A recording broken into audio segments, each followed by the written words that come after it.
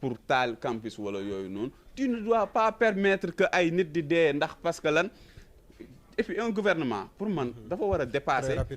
l'émotionnel cadre ay non on a reçu des informations boo reçu ay informations comme ay leaders de l'opposition yoo xam ne dañoo nekk di mener des actions pour déstabiliser le pays wala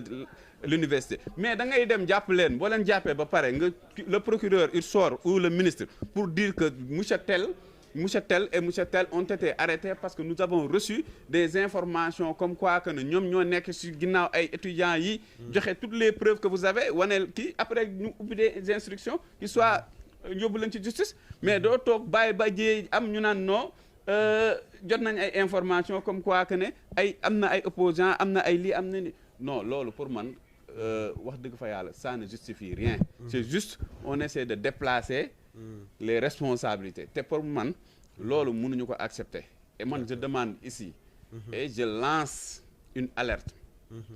parce que ñun dañu yàgg ci quand même ci réseau yi yàgg ci mbedd mi pour la première fois je te dis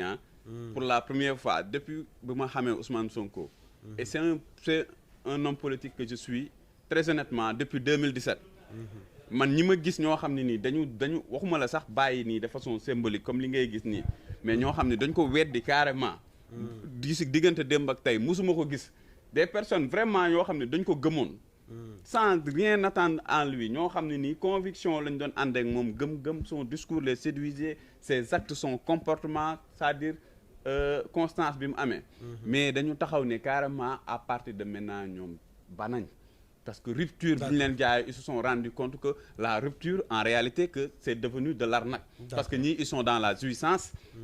130 députés xaw ma nga jëndal leen ay 4x4 yi jar 54 millions xam nga la chaque jour nga dégg bërki démb lañ fiy voté assemblée nga dégg ñu ne le ministère des finances yokk nañ budget ministère des forces armées ministère de l'intérieur mais lan moo tax mënuñu prévoir ministère de l'enseignement supérieur nga xam ne lépp lu jëm ci bourse wala yooyu ñu yokk ko de sorte que problème dootul amati mais mënoo taxaw di yokk ay budget ministère un peu partout ba pare étudiants yi chaque fois bu ñu ñëwee nga bëgg ñu gëmloo ko ne non c'est devenu trop cher et tout ça les Sénégalais ñi ngi yokk taxes yi di ñaa ngi fay on a mis en place un presse léegi lan moo tax loolu noonu ñu génn ci étudiants yi d'accord merci beaucoup léegi ñu dem ci deuxième partie bi nga xam ne ñu ngi ko doon waxtaan tout à l'heure xam naa dañ koy survoler de manière rapide rek le cas Pape Cheikh Diallo Djiby Dramé dem nañu Rebeuss fanaan nañu seen guddi gu njëkk am na itam lu fa jot a tottee comme xibaar disant que dafa am ñoo xam ne dañoo bañ a bokk ak ñoom chambre ban jàngat nga ci am très rapidement bah effectivement ñun jot nañ information yi comme quoi que ne ginnaaw bi nga xamante ne procureur bi jël na dossier bi jébbal ko le premier cabinet d'instruction ñu placé leen fële à Rebeuss et bi ñu ñëwee bon Pape Cheikh Diallo apparemment elle a été placé su ma juumul à la chambre 42 Djiby Dramé su ma juumul chambre 46 ou 48 mais seen co-détenu yi ñoom dañoo exiger à ce que nañ leen jëlee foofu et que ñoom ils ont été mis à l'écart moi je dis que nag ñoom ñoo yey parce que koo xam ne sa co-détenu la ñun la def il est séropositif détenteur du virus du sida je pense que ni nga nar a tëdd ak moom bokk ak moom boo deful benn kii parce que dafa bëri ay risques te dafa nekk loo xam ne ni tamit lu doy waar la ñu am na sax ñu doon proposer qu'il soit transféré dans une prison spéciale wala ñu xool nu ñu leen aménager mais en tout cas le risque y est et parce que ñëpp xam nañ conditions de détention yi fii au Sénégal promiscuité bi et cetera donc voilà ñu ngi nag ci ay conditions yu difficiles et stressantes et franchement bon c'est désolant à dire mais ñoom ñoo ko teg seen bopp. oui parce que ju bëri xam ko woon quand même. Farid je vais te donner benn info benn exclu Pape Cheikh Diallo. gis nga coach bii nii coach. bi ñu tëj nii. il connaissait bien coach. je pense que c'est en 2019 ou 2020 ñun on a reçu des informations yoo xam ne mosuñu ko nangu publier. ndax lan c'était quoi. parce que dañu nekkoon ay ñoo xam ne ni ay sources ay personnes yu ko jege ñoo xam ne dañu demandé woon vraiment nañu jéem a xool nuñ ko suturaale daal parce que apparemment coach dafa yoroon ay vidéos boo xam ne ni selon ay ex jabaram moo ko joxoon et que y avait un chantage boo xam ne nii dafa demoon ba excessif sur sa personne di ko laaj ay fortes sommes d'argent coach bi oui coach pendant mën naa ne des années yoo xam ne nii Pape Cheikh mën naa ne li ñu doon wax dépression ak yooyu man gëm naa ne loolu moo ko gën a yóbbu en dépression parce que il arrive à un moment donné il n'arrivait plus à tenir vraiment toutes les demandes yi nga xamante ne ñu ngi ko doon recevoir de la part de ce coach là et que ce dossier là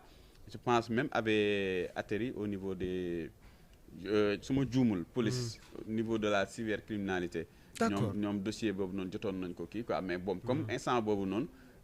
amuñu woon identité coach et cetera voilà mënuñu woon kii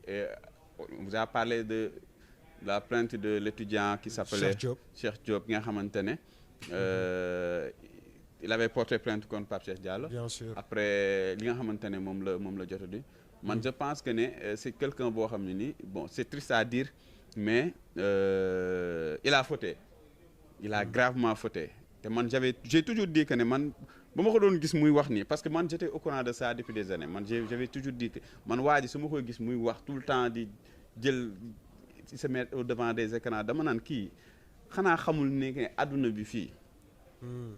dara du fi umpe li olof yi di wax lu dul dëgg du yàgg tôt ou tard li nga xamante ne mooy sa double vie casquette boobu mu doon dund dina feeñ et que am na yoo xam ne boo ci nekkee si tu n'es pas exempt de reproche surtout au niveau comportemental da ngay moytu tout ce qui est réseau tout ce qui est écran et tout ça média parce que xam nga ne ça peut te tomber amplification bi muy am nii tey bu doon ñen am na ñoo xam ne yaa moom son dossier y a actuellement ni plus de 22 personnes yoo xam ne ni ils sont